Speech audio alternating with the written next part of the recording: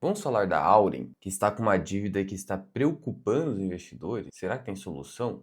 Vem comigo. Salve, salve, investidor, como é que você está? E antes de prosseguir, eu vou deixar aqui na descrição uma planilha para você simular aposentadoria com fundos imobiliários. É de graça. E olha só, o membro da minha comunidade, o Olavo, ele comentou o seguinte: desalavancagem da Auren. Sonho ou realidade? Luan, você poderia fazer uma análise específica sobre o endividamento da Auren e sua capacidade de desalavancagem, ou seja, de redução dessa dívida? E como eu disse, hoje é um ponto bastante preocupante e eu vou te mostrar aqui o porquê. Para você medir o nível de endividamento da empresa e saber se está alto ou até controlado, você pode ir aqui no Investidor 10, no caso a Auren, e você vai procurar um indicador, na verdade dois. Dois indicadores são bem importantes. O dívida líquida sobre EBITDA e o dívida líquida sobre o patrimônio líquido, ou D sobre PL. Você pode ver dessa forma também. E detalhe, esse indicador aqui está apontando para 7,79, mas na verdade não está desse tamanho aqui, tá? Quando estiver excessivamente alto, acima de 5, você dá uma conferida no release, no resultado trimestral. Mas esse indicador aqui está correto, 1,62. E o que ele diz para a gente? O que ele conta de história no primeiro momento? Ele está falando para a gente que mais de 60% hoje da Auren, mais de 60% lá do balanço da Auren é dívida. Sabe como eu sei disso? Você pode fazer o seguinte, ó, dívida dividido pelo patrimônio, certo? Então divide 60 por 40, que aí você vai chegar no indicador, né? Como se eu tivesse 60 de dívida e 40 de patrimônio. Eu chego a 1,5. Acima de 1,5 é um nível de dívida excessivo e é o que a gente tem hoje na Audi. 1,5 é o limite. O ideal é ficar abaixo disso, na maioria das empresas. Tudo bem, é uma empresa do setor elétrico. Geralmente você tem mais previsibilidade de quanto você vai gerar de caixa. Só que aqui é uma geradora de energia. A geradora não tem a mesma previsibilidade que uma transmissora de energia. E mesmo assim, uma transmissora não deveria ter uma dívida tão alta. Então aqui a gente já tem um indicador excessivo de dívida. E o problema da dívida muito alta não é simplesmente a empresa vai quebrar. Claro, esse é um risco que existe, mas é baixíssimo aqui. O grande problema é a empresa não pagar dividendos e especialmente não dar lucro. Porque se a empresa tem uma dívida muito alta, ela é obrigada a gastar muito dinheiro para pagar credores, pagar dívida, pagar juros. E aí o que sobra para o sócio? E o fluxo de caixa para o sócio? Que é o lucro líquido, não sobra. Se não sobra, eu tenho um problema, porque eu tenho uma empresa hoje para remunerar credores. E aí, qual que é o valor que essa empresa está gerando para o seu sócio? Então, é isso que você tem que investigar. Sem ser torcedor, eu vejo o pessoal sendo super torcedor. Você vai aqui nos comentários, aqui no Investidor 10, nossa, a quantidade de torcedor que eu vejo aqui é impressionante. Impressionante. Espero que você não venha aqui nos comentários e peça dicas aqui dentro, porque geralmente só tem torcedor, pessoa apaixonada. Isso é um problema. A empresa não está nem aí para você. A empresa, ela serve para remunerar o sócio. Se a empresa não tem essa capacidade, esqueça. Não estou dizendo que é o caso aqui. A gente quer saber se tem possibilidade, ou melhor, probabilidade boa de reversão dessa situação. Então o problema é esse. Mas e esse indicador que é o mais utilizado? Não ignore o dívida sobre patrimônio, que é importante, mas e o dívida líquida sobre EBITDA, que é o mais utilizado? Por que ele é o mais utilizado? Porque ele pega a dívida e compara com o EBITDA, que é uma aproximação que o mercado financeiro criou para a geração de caixa de uma empresa. Só recapitulando o que é o EBITDA, ele é o lucro antes de pagar os juros, ou seja, de pagar os credores, de pagar o Estado, que é o T, de impostos, e de descontar depreciação e amortização. Então é basicamente o lucro que a empresa dá antes de pagar credores e o Estado, e também de tirar a depreciação dos seus ativos e a amortização dos intangíveis, certo?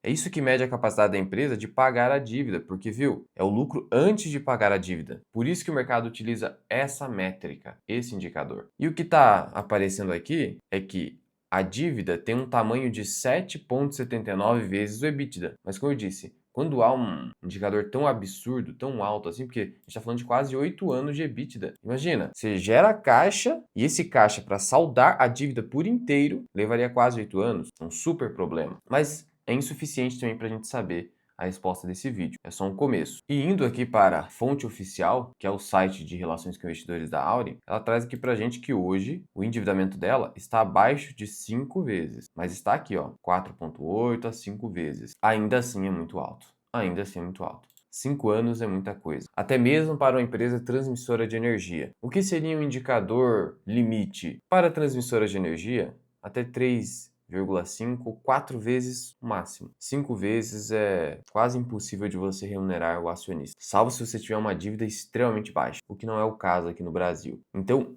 o que seria o ideal aqui na Auren? Ela conseguir trazer essa dívida, esse indicador, para abaixo de 3. Nossa, abaixo de 3, mano. Uma maneira de fazer isso seria vender ativos. Mas o problema é que a empresa acabou de fazer uma fusão com a AS Brasil. Ela incorporou a AS Brasil. E o problema é que essa incorporação ainda não deu frutos no sentido de reduzir despesas na empresa. Antes, veja só aqui como está a composição acionária da Auren. Quem que está no comando? E basicamente hoje o Grupo Votorantim e o Fundo Canadense de Pensão. São esses dois jogadores aqui. E o Grupo Votorantim está sofrendo também com a CEBAV, a Companhia Brasileira de Alumínio, olha só, perdendo dinheiro ali também. Então você tem aí duas empresas que eles estão no comando que não estão indo muito bem. E veja que eu falei que um dos problemas da dívida alta é a ausência de pagamento de dividendos. E é um problema mesmo, porque no ano passado, final do ano passado, a gente viu uma enxurrada de distribuições de dividendos para evitar a tributação dos dividendos que começou neste ano. Muitas empresas fizeram essas distribuições extraordinárias. A Auren, contudo, nada fez. Olha só isso aqui. Quando você vem aqui embaixo e olha a última distribuição, ela data de 5 de maio de 2025. Não houve distribuição, ou seja, acionista não remunerado. E tudo isso é custo de oportunidade, porque o dinheiro que eu não sou remunerado agora, ele poderia estar sendo remunerado um título de renda fixa, que rendeu no ano passado mais de 14%. Então tudo isso deve ser avaliado. Quanto tempo até a empresa se recuperar? E se levar 5 anos? 5 anos a uma taxa de 14 a 15% significa dobrar o seu capital. Então se a Auren subir 100% após 5 anos, vamos supor que ela tenha andado de lado ou não se mexeu, ainda assim, você não terá sido remunerado adequadamente ao risco que você suportou. Esse tipo de cálculo ninguém faz, só fica na torcida. Ninguém aqui, eu estou generalizando, obviamente. As pessoas mais sérias fazem. E como está o rating da Auren? É legal da gente ver isso aqui, é só uma heurística.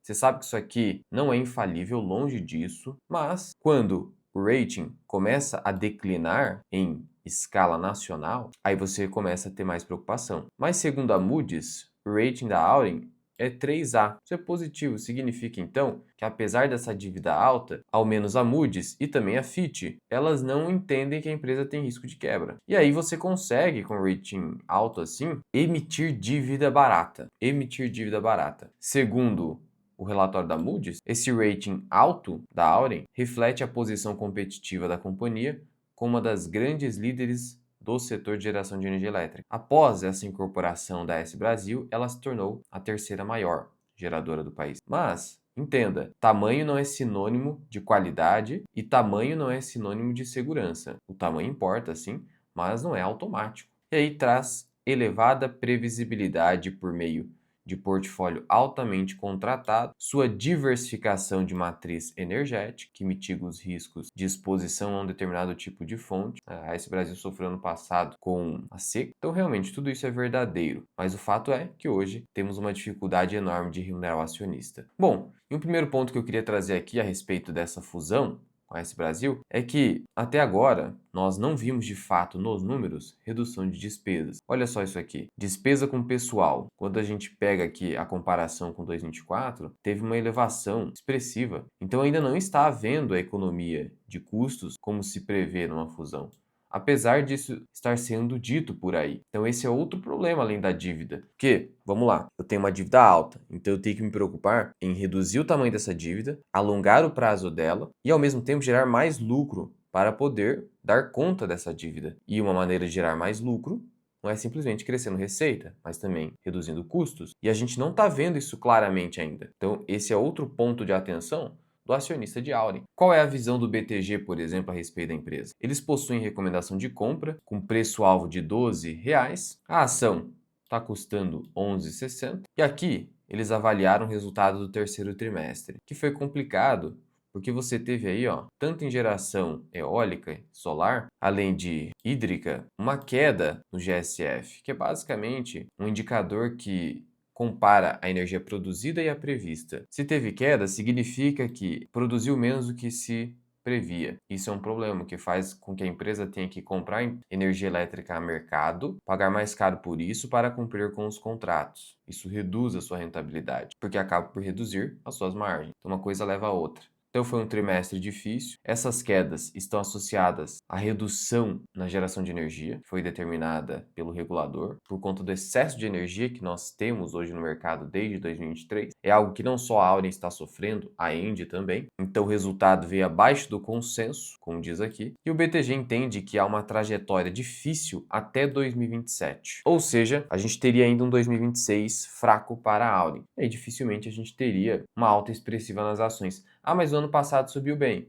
Subiu quase 40%, isso é verdade. Mas o setor elétrico como um todo, com exceção da CEMIG, subiu desse tamanho. O fato é que ainda o acionista não está sendo remunerado. E a gente já vai ver ali com cautela como está a dívida. E aqui nas projeções do BTG, o que mais importa é olhar para o EBITDA.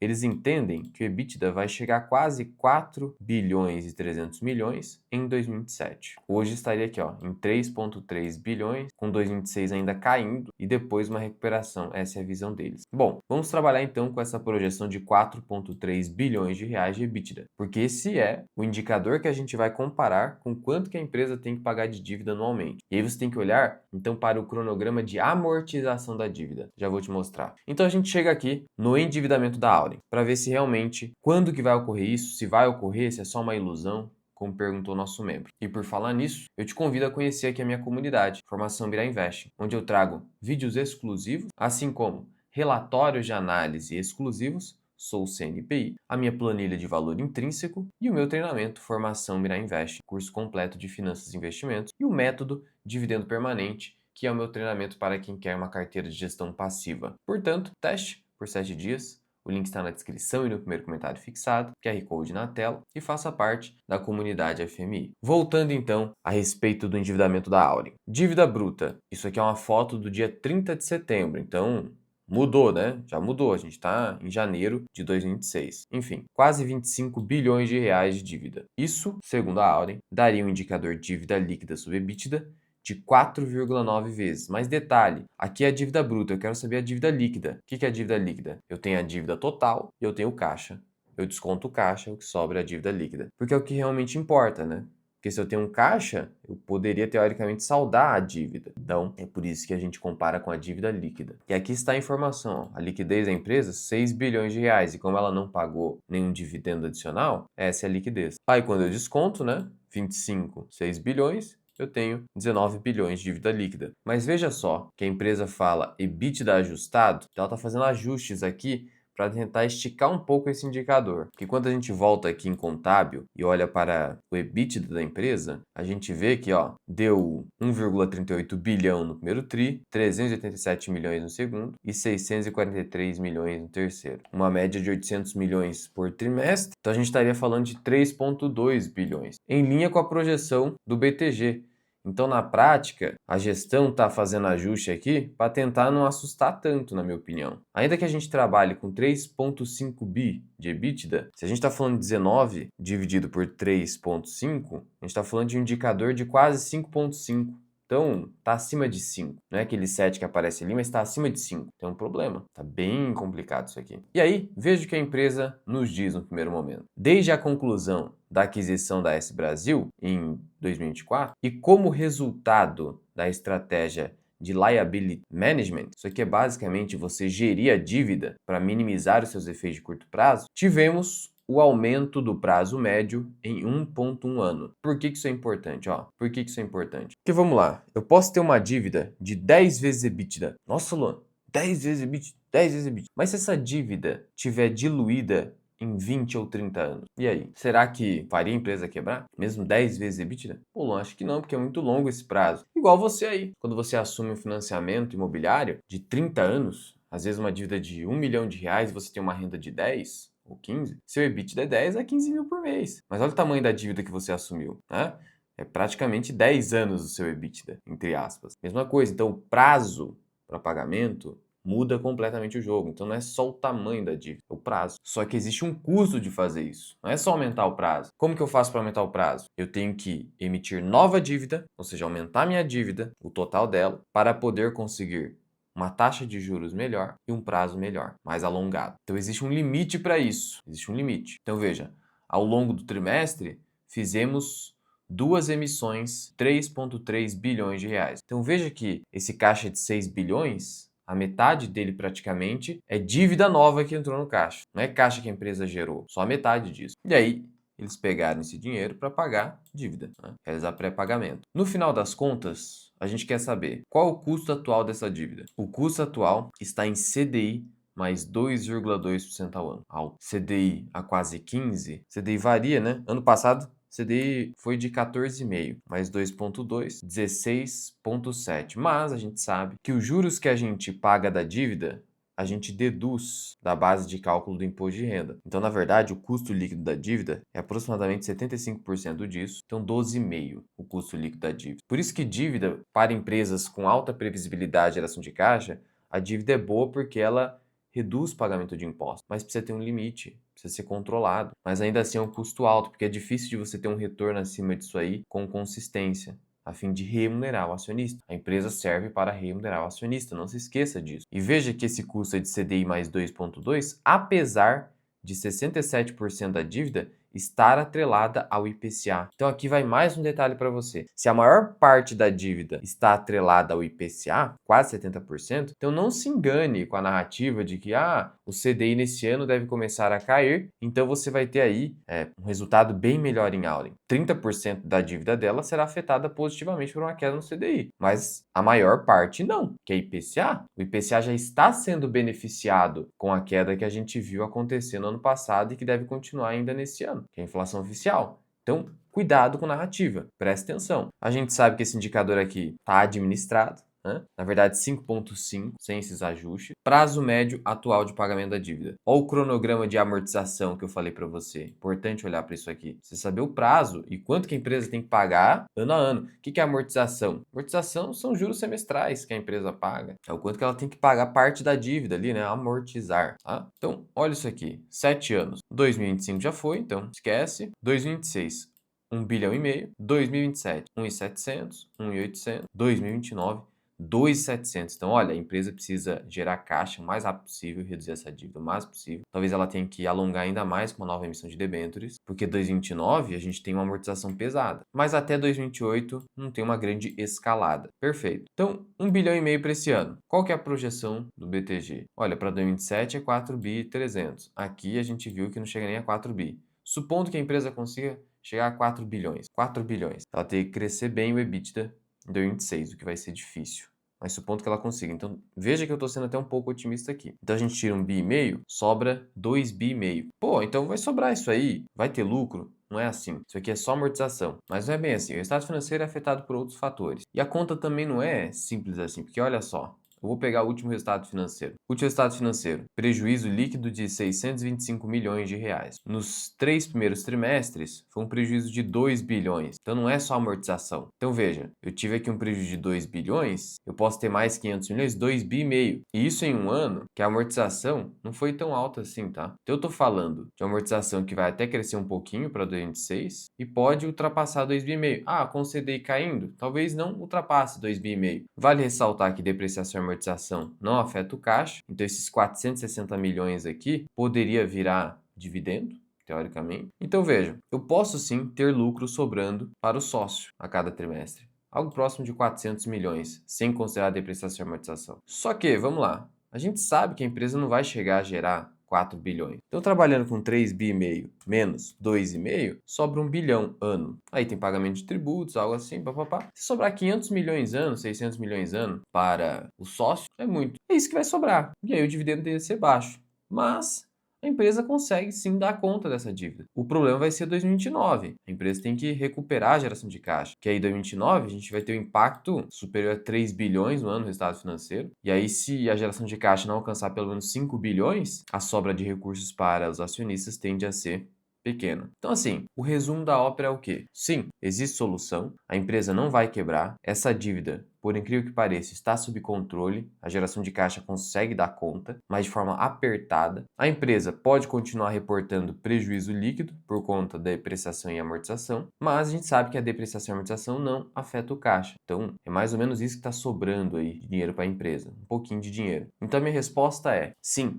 existe solução para a dívida da Auren. Isso está claro aqui no quanto ela gera de caixa, na sua previsibilidade de geração de caixa, o que é trazido nos relatórios das agências de classificação de risco. Por outro lado, o que eu enxergo aqui é uma demora num fluxo de caixa livre para o acionista, que seja considerável, que possibilite geração de valor. Então, a Auren é um case de muita paciência e eu não sei se vale essa paciência. Eu realmente não sei se vale, porque até a empresa gerar mais do que 5 bilhões de caixa para sobrar bastante dinheiro para acionista, isso vai levar muito tempo, talvez lá em 2029. E aí eu não sei se vale a pena. Isso você vai ter que decidir, fazer suas contas, ver o seu custo de oportunidade. Lembrando que hoje você tem uma Índia aí que está sem nenhum problema e que também tende a ser beneficiada com uma redução do juro.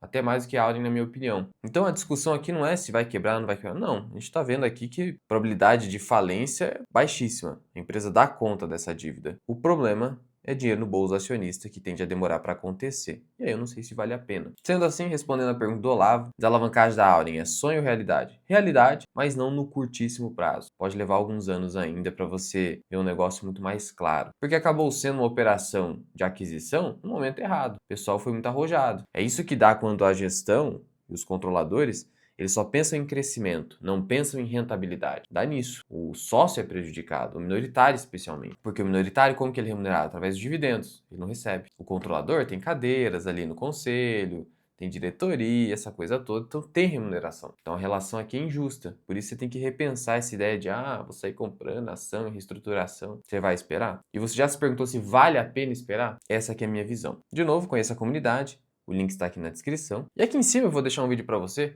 onde eu trouxe 10 ações que estão bem descontadas.